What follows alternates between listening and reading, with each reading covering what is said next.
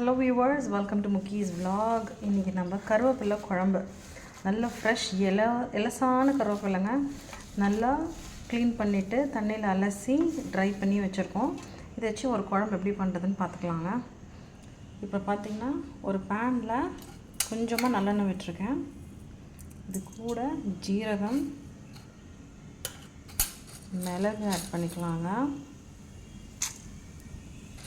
நல்லா ஒரு 1.5 ஸ்பூனுக்கு மிளகு அண்ட் 1.5 ஸ்பூனுக்கு ஜீரகம், ஒரு ஸ்பூன் சோம்புங்க. இது நல்லா பொரிஞ்சோன்னே நம்ம எடுத்து வச்சுருக்க கருவேப்பிலையை ஆட் பண்ணோம்.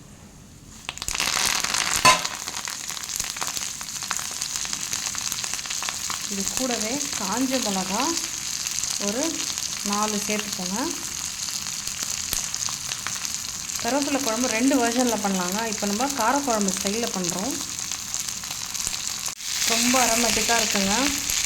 மிளகு ஜீரகம் வறுக்கும் போதே ஒரு வாசனை வரும். பட் அது கூட இவ்வளோ கருவேப்பிலை நம்ம போடும்போது ரொம்ப நல்லாயிருக்கு.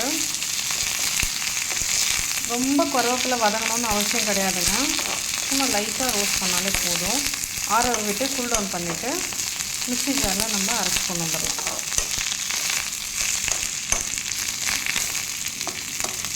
It smells so amazing. Trust me. நல்ல ஒரு வாசனை வருது இப்போவே. இப்போ நம்ம வறுத்ததெல்லாம் மிக்ஸி ஜாருக்கு போட்டு ட்ரான்ஸ்ஃபர் பண்ணி வச்சுருக்கேங்க. நல்லா பேஸ்ட் மாதிரி பண்ணி கொண்டு வந்துடலாம். நெக்ஸ்ட்டாக கொஞ்சம் கடாயில் நல்லா எண்ணெய் விட்டுருக்கேங்க. ஒரு ஸ்பூன் அளவுக்கு கடுகு போட்டிருக்கேன். காரக்குழம்பு நம்ம எப்படி தாளிப்போமோ அதே மாதிரி கொஞ்சம் வெந்தயம், கொஞ்சமாக வடகம் போட்டிருக்கேங்க. 2 காஞ்ச மிளகா, கொஞ்சம் கருவேப்பிலை, ஒரு கைப்பிடி அளவு பூண்டுங்க. இது பெரிய பெரிய பூண்டுனால நான் கட் பண்ணி சேர்த்துக்கிறேன். அண்ட் ஒரு கைப்பிடி அளவுக்கு சின்ன வெங்காயம், ஒரு தக்காளி ஆட் பண்ணிக்கலாங்க. இப்போ பார்த்திங்கன்னா தக்காளியும் சேர்த்து நல்லா வதக்கிட்டுருக்கோங்க. கொஞ்சம் கண்டென்ஸ் ஆகி வரட்டும். இது வரைக்கும் அதை நல்லா வதங்க விட்டுறலாம். இந்த மீன் டைம் புளி எடுத்து ஊற வச்சுருக்கேங்க. நல்லா கரைச்சி கொண்டு வந்துடலாம். சரிங்களா? இப்போ குழம்புக்கு தேவையான உப்பையும் ஆட் பண்ணிக்கலாங்க. இது வதங்கும் போதே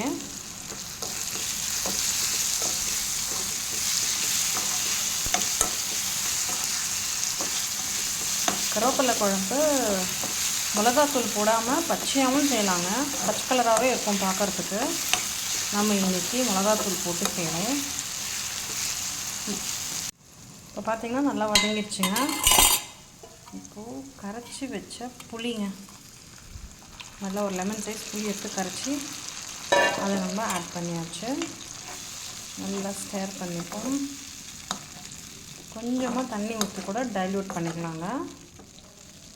இப்போது நெக்ஸ்ட்டாக நம்ம அரைச்சி எடுத்துகிட்டு வந்த கருவேப்பிலைங்க ஆட் பண்ணிக்கலாம்.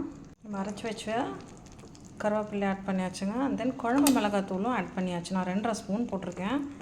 ஸோ இது எல்லாத்தையும் சேர்த்து லைட்டாக பாயில் பண்ணிவிட்டு குழம்புக்கு தேவையான தண்ணி ஊற்றிக்கோங்க. வாசனை இஸ் ஸோ அமேசிங்க. இப்போ நான் இது கூடயே ஒரு 1/2 டம்ளர் தண்ணி வச்சுருக்கேங்க. உங்களுக்கு தேவைக்கேற்ப ஆட் பண்ணிக்கோங்க. கொஞ்சம் நல்லா கொதி வரட்டும். கொதி வந்தோடனே உப்பு காரம் செக் பண்ணிக்கோங்க. ஏதாவது வேணும்னா ஆட் பண்ணிக்கலாம். இந்த மாதிரி ஓப்பன் பண்ணி பார்த்தீங்கன்னா என்ன அமேசிங்காக பிரிஞ்சு வந்திருக்கு. இந்த டைமில் குழம்பு ரெடின்னு அர்த்தம். வாசனையும் ரொம்ப கம்மன்னு இருக்குங்க. வீட்டில் ட்ரை பண்ணி பார்த்துட்டு எப்படி இருக்குதுன்னு சொல்லுங்கள். இந்த மாதிரி எண்ணெய் பிரிஞ்சு வரணும்னா லாஸ்ட்டாக நல்ல குழம்பு கொதிச்சோன்னா கடைசி ஒரு 2 நிமிஷம் ஸ்லோவில் சிம்மர் பண்ணி வச்சிங்கன்னா இந்த மாதிரி பிரிஞ்சு வருங்க. தேங்க்ஸ் ஃபார் வாட்சிங் த வீடியோங்க. Enjoy the recipe. கடைசியாக ஒரு வெல்லம் தொண்டும் ஆட் பண்ணிக்கலாங்க. நான் போட போகிறேன், நீங்களும் போடுங்க. Take care and bye now.